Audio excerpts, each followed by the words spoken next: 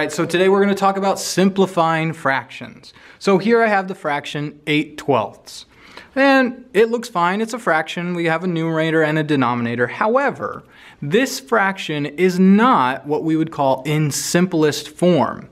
Both of these numbers, my numerator and my denominator, can be simplified. They can be reduced to smaller numbers, but still maintain the value of this fraction. So let's go ahead and look at how do I simplify this fraction. Well, we use what are called factors. So what I need to do is I need to divide both 8 and 12, my numerator and my denominator. I need to divide them both by the same number. But I need to figure out what number I can divide both 8 and 12 by that will reduce them. So the way I figure that out is I list their factors. Now factors are numbers that divide into other numbers. Every single number, whether it's 8, 12, 1 million, 100 billion, cajillion, labba-labba-dee-illion, right? No matter what the number is, it can be divided by 1. It can also be divided by itself.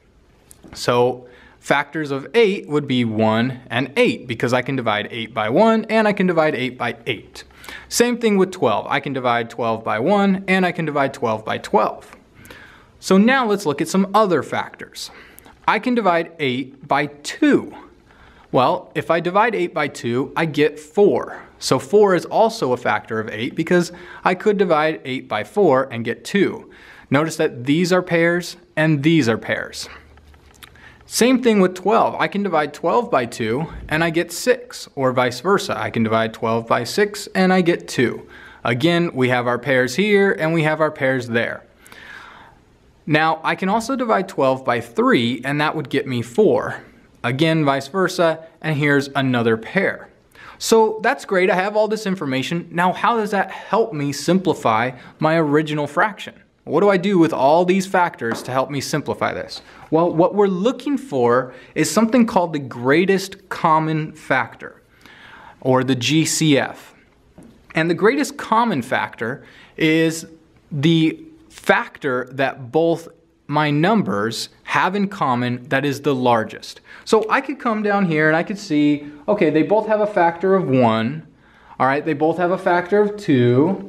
And looks like they both have a factor of 4. Now, the greatest common factor, all of these are common factors, but the greatest common factor is going to be 4 because it's the largest of the factors that both 8 and 12 share. So great, now I can use this 4 to divide both my numerator and my denominator to make a simplified fraction. So let's look at that. So I take 8 divided by 4 and I get 2. 12 divided by 4, I get 3, and there is my simplified fraction, 2/3. Here's another example. Let's say I have the fraction 4/7, and I want to simplify it, or I want to see if I can simplify it. Maybe we don't know right now if we can simplify it or not. So we're going to do the same thing. We're going to list the factors of 4 and 7. These are all the numbers that go into 4 and the numbers that go into 7. So 4 can be divided by 1 and itself. Every number can, so same with 7. 7 can be divided by 1 and itself. 4 can also be divided by 2, but 7 can't be divided by anything else. So if I'm looking at the common factors they have, well, it's just 1.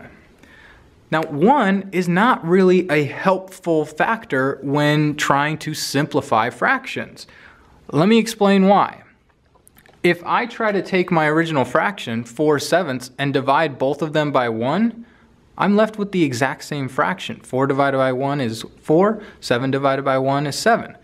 This doesn't simplify the fraction at all. What this tells me is that this fraction is already in simplest form because there were no other common factors. So this is the simplest form of 4/7.